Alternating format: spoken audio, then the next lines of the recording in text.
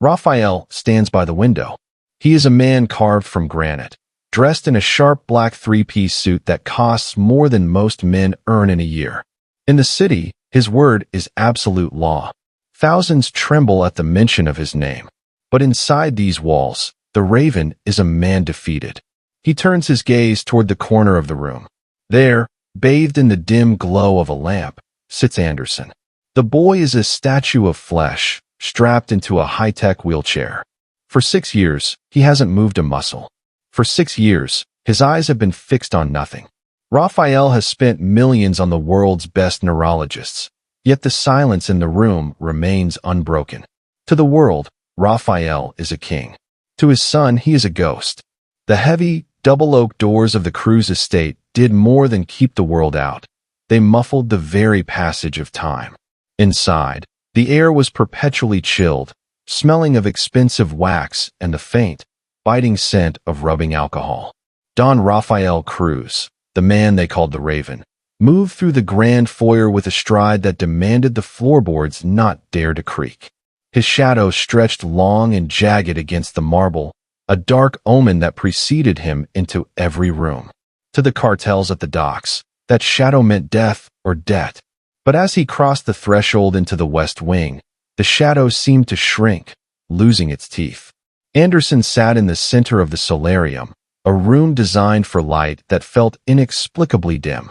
At 9 years old, the boy should have been a blur of motion, a source of noise that filled the cavernous halls. Instead, he was a masterpiece of stillness. He sat in a motorized wheelchair of chrome and black leather, his small frame dressed in a simple navy sweater. His hands rested on his lap like discarded gloves. Rafael stopped 10 feet away. This was the boundary of his empire. He could command 1,000 soldiers to lay down their lives with a single nod, but he could not command his son's eyes to blink with intent. The physical therapists left an hour ago, Don Rafael, a voice murmured from the shadows. It was the house doctor, a man whose eyes were perpetually tired. No change. The neural pathways remain unresponsive. It is as we feared, a static condition. Rafael didn't look at the doctor. He kept his gaze fixed on Anderson's profile. The boy had his father's sharp jawline and his mother's long, dark lashes, but the spirit behind them was behind a curtain Rafael couldn't tear down.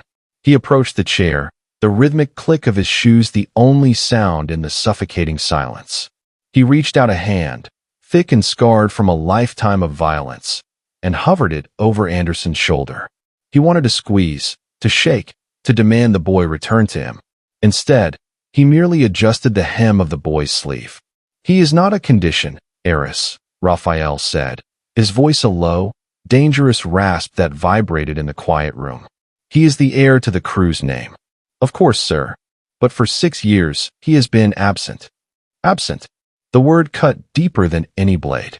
Rafael looked at the high windows. Outside, the Seattle rain began to drum against the glass, a frantic, rhythmic tapping that mocked the silence of the boy in the chair. Rafael was a man who built his life on the power of his word, yet he was cursed to live in a home where words had no meaning. He stood there for a long time, a king of a silent castle, unaware that the stillness was not a tragedy of nature, but a cage of glass, and that the woman currently polishing the silver in the kitchen held the stone that was about to shatter it. The transition in the Cruz household began not with a bang, but with the soft, deliberate rustle of a starch-white apron. Mitchell arrived on a Tuesday, her presence so understated that she seemed to materialize out of the very shadows that defined the estate. Unlike the previous staff, who moved with a frantic, nervous energy born of fear for the Raven's temper, Mitchell possessed an uncanny stillness. She did not flinch when the heavy mahogany doors slammed, nor did she look down when Rafael's icy gaze swept over her during the morning briefing. The rest of the staff watched her with a mixture of suspicion and awe. In the servants' quarters, whispers traveled about the woman who never seemed to tire and rarely spoke. They noticed the way she held herself, shoulders squared, spine a rigid line of steel, and eyes that were always scanning, always calculating. It wasn't the posture of a domestic worker. It was the stance of a sentry. She doesn't even blink when the boss enters the room. The head housekeeper whispered to the chef. It's like she's waiting for something. Or someone. But it was in the West Wing, within the silent sanctuary of Anderson's room, where Mitchell's true nature began to bleed through the facade. She didn't treat the boy like a piece of furniture to be dusted. While the other maids performed their duties with a detached, clinical pity, Mitchell moved around the wheelchair with a protective, fierce grace. She would position herself between the door and the boy, her body forming a subtle, human shield. When she cleaned, she stayed within his line of sight, her movements rhythmic and purposeful. Most hauntingly, she spoke to him, not in the high-pitched, condescending tones the doctors used, but in a low, steady hum that seemed to vibrate against the silence of the last 6 years. Rafael watched her through the security feeds, his brow furrowed in the dim light of his study. He saw the way she lingered by his son's side, her hand occasionally hovering just inches from the boy's paralyzed arm, as if she were sensing a heat no one else could feel. There was a secret written in the set of her jaw, a hidden truth in the way she looked at the statue of flesh, not with sorrow, but with a terrifying, focused intent. To the Raven, she was a mystery he hadn't yet solved. To the boy in the chair, she was the first ripple in a dead sea, a quiet storm gathering strength before the break of dawn. The grandfather clock in the hall struck midnight, its heavy tolls sounding like the closing of a tomb. Don Rafael Cruz stood outside the nursery door, his hand resting on the cold brass handle. He had returned early from a brutal negotiation at the docks, his suit still smelling of rain and iron. Usually, he would simply peer in, see the motionless silhouette of his son, and retreat to his study to drown the image in scotch. But tonight, a strange intuition, a prickling at the back of his neck, forced him to turn the handle with agonizing slowness. The room was bathed in the amber glow of a single candle. Mitchell was there, leaning so far over Anderson's wheelchair that her shadow swallowed the boy whole. She wasn't cleaning. She wasn't checking his vitals. Her posture was one of intense, almost religious focus. Rafael's pulse quickened, a protective rage bubbling in his chest. He prepared to burst in, to roar at her for violating the sanctity of his son's silence. Then she spoke. It wasn't the voice of a maid. It was a sharp, clinical tone, vibrating with a frequency that seemed to cut through the heavy air of the room. "The raven flies at midnight," she whispered, her lips inches from Anderson's ear. "But the fledgling wakes at dawn." Rafael froze. The sentence was nonsensical, yet it carried the weight of a command.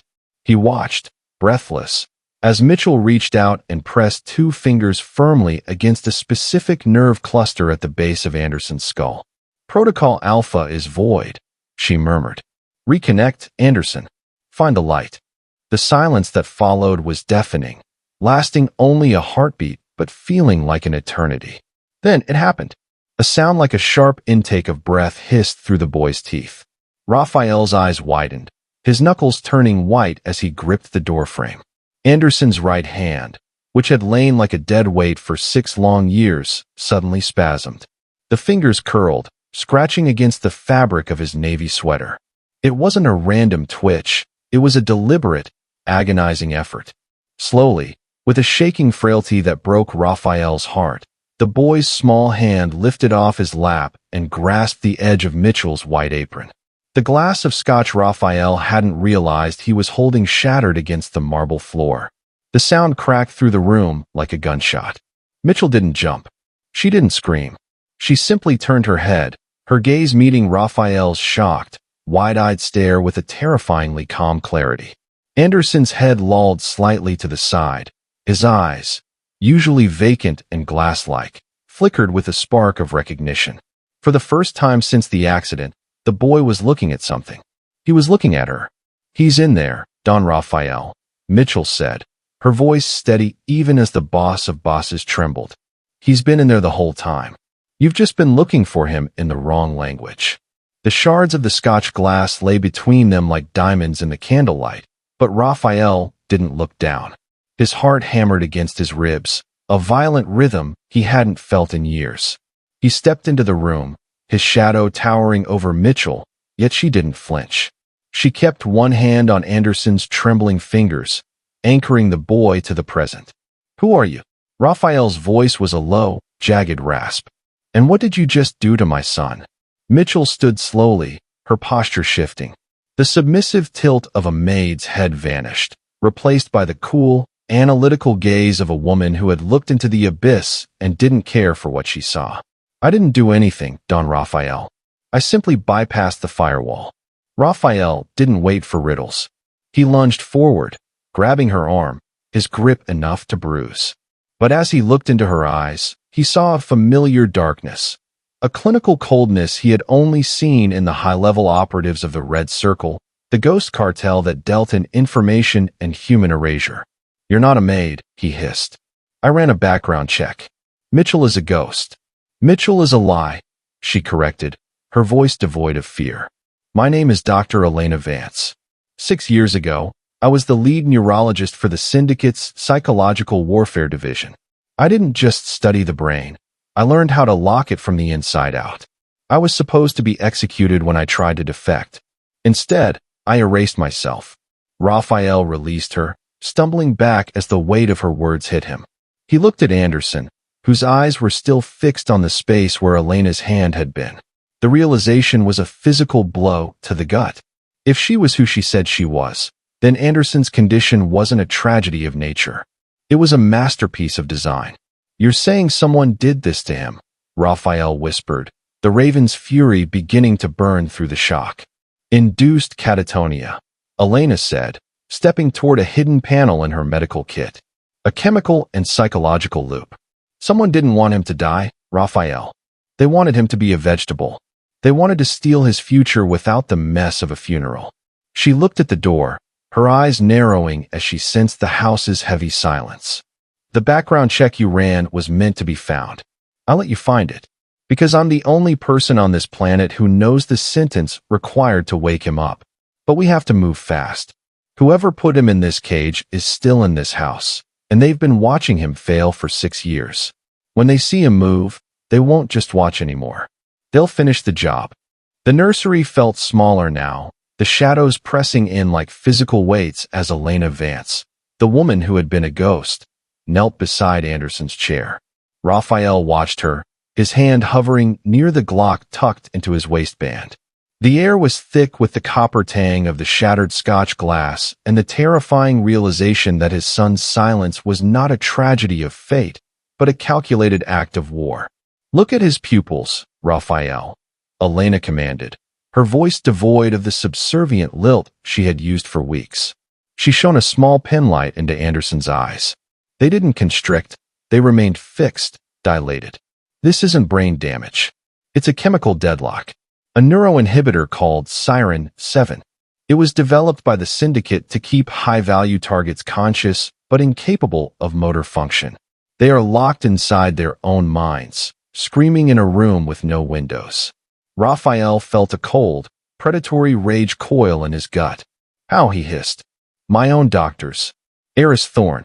Thorne is either a fool or a co-conspirator," Elena said, her fingers dancing over a hidden tablet she had pulled from the lining of her medical kit. She displayed a complex diagram of the human nervous system, highlighting a series of synthetic blocks along the spinal column. "The drug is administered in microdoses, likely through something routine. His vitamins. His water. It's a slow-acting paralysis that mimics a degenerative condition. To the world, Anderson is a tragic mystery. To the person holding the syringe, he is a pawn being held in reserve." She turned the screen to Rafael, her eyes hard as flint.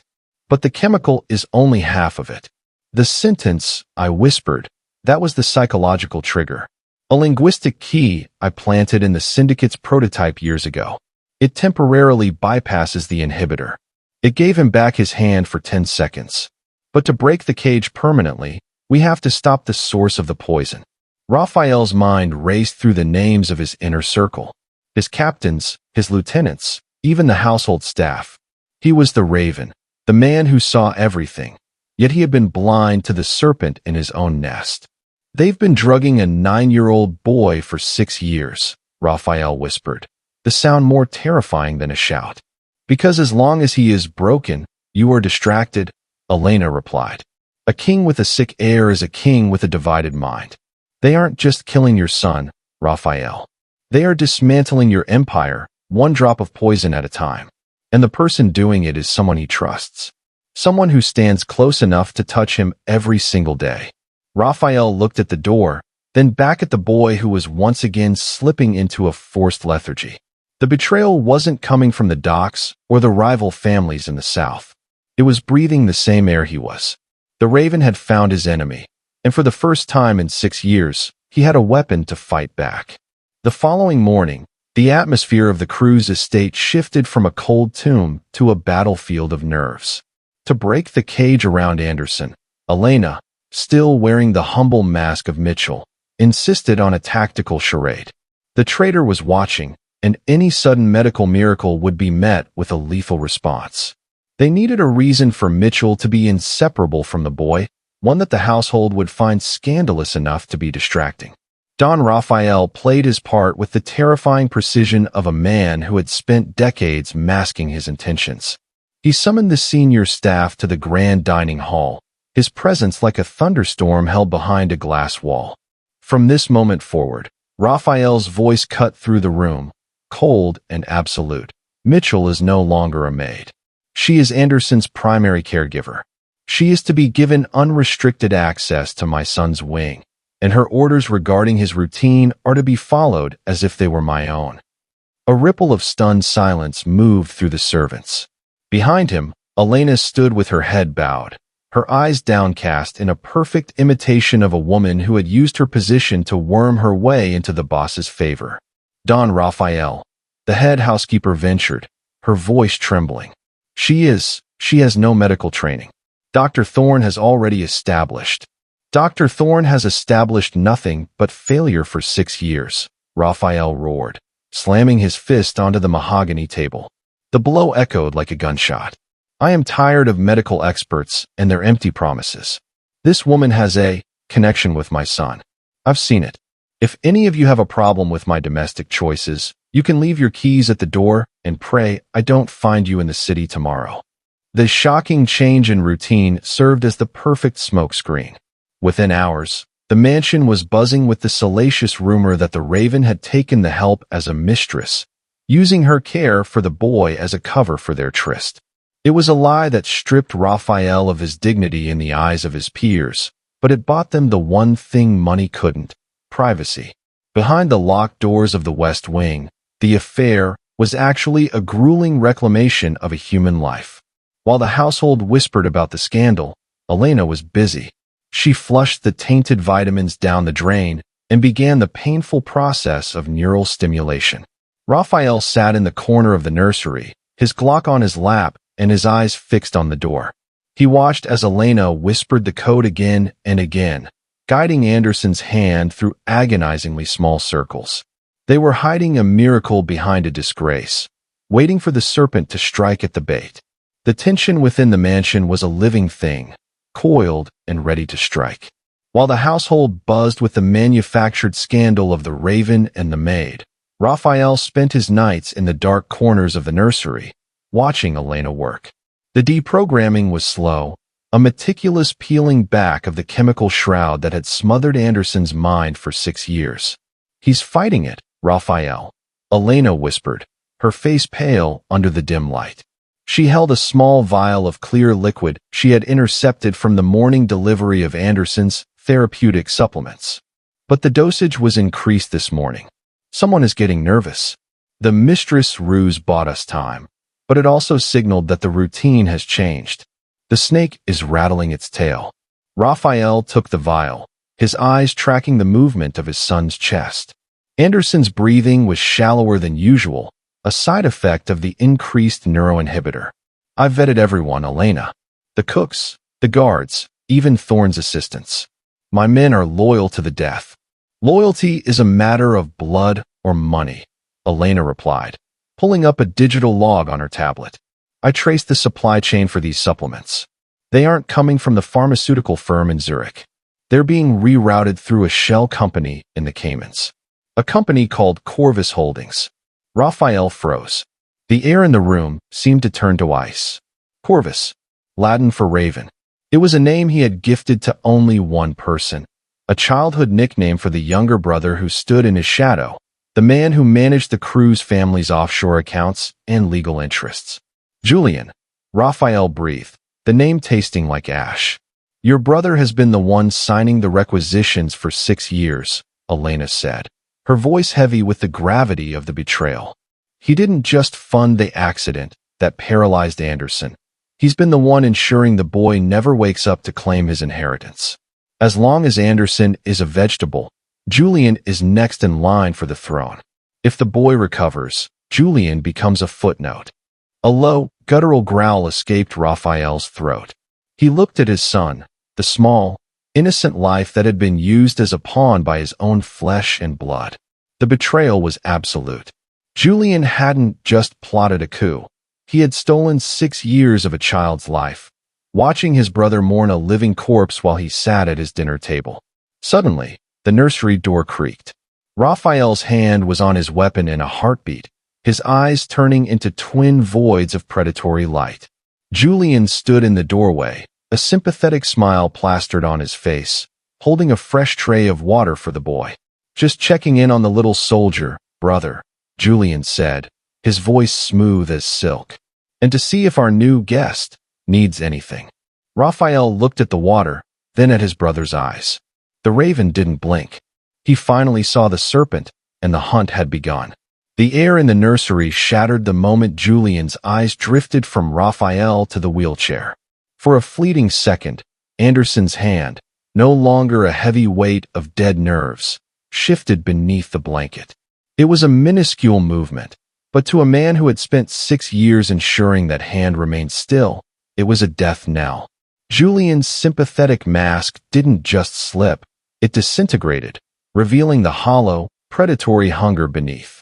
You always were too sentimental, Rafael, Julian said, his voice dropping the facade of brotherhood for a cold, metallic edge. He didn't reach for the water tray. He reached for the suppressed pistol tucked into the small of his back. A king who weeps over a broken heir is a king who invites a coup. Rafael moved with the explosive violence of a cornered predator. He lunged across the space, his large frame shielding Anderson as he tackled Julian through the nursery's double doors. They crashed into the marble hallway just as the mansion's lights flickered and died. A heavy, artificial silence descended, the sound of a total electronic lockdown. The raven's wings have been clipped. Julian roared into the darkness. From the shadows of the corridor, for tactical shadows emerged. Mercenaries. Julian had slipped into the security detail over months of careful infiltration. Muzzle flashes strobed like jagged lightning in the blacked-out hall. Rafael rolled behind a heavy stone pedestal, his own weapon barking in response. Inside the room, Elena didn't scream. She acted.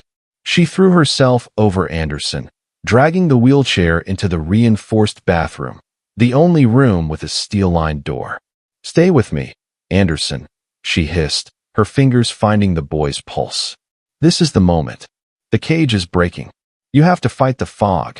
Outside, the mansion had become a kill box. Julian had planned this for years, cutting the external communications and jamming the signal to Rafael's loyal street crews. This wasn't a family dispute, it was an execution. You think a maid and a cripple can save you? Julian's voice echoed through the dark, punctuated by the rhythmic thud-thud of professional gunfire. I've already sold the docks to the syndicate. By morning, the Raven will be a ghost story. Rafael fired until his slide locked back. He was bleeding from a graze on his shoulder, his breath coming in ragged gasps. He looked at the nursery door, the last thin line of defense between his son and a brother who had turned into a monster. The Raven was trapped in his own fortress, surrounded by shadows, and for the first time in his life, he wasn't fighting for power. He was fighting for the single, fragile heartbeat thumping behind that steel door. The lockdown was total. No one was coming to save them. As the mercenaries moved in for the final breach, Rafael dropped his empty magazine and slammed in his last one. He didn't need an army. He just needed to hold the line until the sun rose, or until the boy in the room finally found the strength to stand. The nursery door groaned under the weight of a sledgehammer, the wood splintering as Julian's mercenaries prepared for the final breach. Inside the reinforced bathroom, the air was cold and thin. Elena pressed her back against the steel door, feeling the vibrations of the gunfire outside. She looked down at Anderson. The boy's face was slick with sweat, his small body racked with tremors as the Siren 7 inhibitor fought against the neural triggers she had activated. "Anderson, listen to my voice," Elena whispered, grabbing his trembling hands. "The cage is open. You are the Raven's son. You are not a statue. You are a storm." A thunderous kick dented the door. Outside, Rafael let out a guttural roar, followed by the wet thud of a body hitting the floor. He was out of ammunition. Julian's voice rose above the chaos, shrill and triumphant. "Break it down. Kill the woman, and bring me the boy's head. I want this bloodline ended tonight." Elena felt a hand tighten around hers. It wasn't a twitch. It was a crushingly firm grip. Anderson's eyes, once dull and vacant, were now burning with a terrifying, lucid intelligence. The chemical fog had lifted, replaced by a raw, ancestral fury. Slowly, with the agonizing grace of a god awakening from stone, Anderson pushed himself up from the wheelchair. His legs, thin from years of disuse, shook violently, but they held. The steel door gave way. Julian stepped into the room, his face twisted in a mask of murderous greed. He raised his pistol, aiming it directly at Elena's chest. "End of the line, doctor." "Wait," a voice croaked. The sound was like dry parchment tearing, but it froze everyone in the room. Julian's gun hand wavered. Rafael, slumped against the doorframe and covered in blood, looked up in disbelief. Anderson stood tall, his small frame silhouetted against the flickering emergency lights. He pointed a steady, accusing finger at Julian. The 6 years of silence vanished in a single, crystalline sentence that carried the weight of a death sentence. "You gave me the blue pills," Anderson rasped, his voice gaining strength with every syllable. "You pushed me down the stairs." The revelation hit the room like a physical shock. Julian's face drained of color, his knees buckling. He hadn't just maintained the paralysis. He was the architect of the original accident. "Anderson," Rafael whispered, tears carving tracks through the grime on his face. The boy turned to his father, a small, sad smile touching his lips. "Father," he said clearly, "the Raven didn't need a gun anymore." With a roar that shook the very foundations of the estate, Rafael lunged at his brother. The betrayal of a bloodline was met with the justice of a father, while Anderson, standing on his own 2 feet for the first time in a lifetime, watched the shadow of the Raven finally consume the snake. The aftermath of the siege was not marked by the sirens of the police, but by the heavy, cleansing silence of a predator who had finally cleared his den. Julian was gone, erased from the family tree by the very hands that had once shared bread with him. The mercenaries who had survived the night were handed over to the city's shadows, serving as a grim warning to any who dared mistake the Raven's grief for weakness. The crew's estate, once a sterile fortress of stone and secrets, underwent a transformation that no architect could have designed. The clinical smell of antiseptic and the heavy, velvet curtains that had muffled the world were stripped away. Sunlight, long a stranger to the West Wing, now flooded the halls, reflecting off the polished marble that no longer echoed with the mechanical whir of a wheelchair. A year later, the sound that filled the foyer was the most powerful weapon Rafael had ever possessed, his son's laughter. Anderson moved through the house not as a statue of flesh, but as a boy reclaiming the years he had lost. His gait was steady, his eyes bright with the sharp intelligence of a child who had seen the dark and chosen the light. He no longer needed a sentence to bridge the gap between his mind and his body. He simply lived. On the terrace overlooking the cliffs, Rafael stood with Elena. He was still the Raven, still the man who commanded the city from a 3-piece suit, but the granite in his expression had softened into something resembling peace. He looked at Elena, the woman who had arrived as a ghost and stayed to become the heartbeat of his home. She was no longer Mitchell the maid, nor Dr. Vance the operative. She was the woman who had turned poison into power and a house of stone into a home of life. He's asking for a dog, Rafael, Elena said, a playful smile touching her lips as they watched Anderson sprint across the lawn toward the cliffs. A big one, something to help him guard the gates. Rafael watched his son, the heir who was once a broken doll, now a soaring fledgling, and felt a warmth in his chest that no amount of scotch could ever provide. He reached out, his hand finding Elena's, their fingers interlocking in a silent pact. He can have the whole world if he wants it, Rafael replied, his voice a low, steady hum of contentment. But for now, a dog will do. The raven had spent his life building a cage to protect his legacy, only to realize that true power wasn't in the iron bars, but in the freedom to fly. As the sun set over Seattle, the crew's family stood together, no longer victims of a poisoned bloodline, but masters of a new, vibrant destiny. The silence was finally over. The raven had found his wings, and his son had finally found his voice.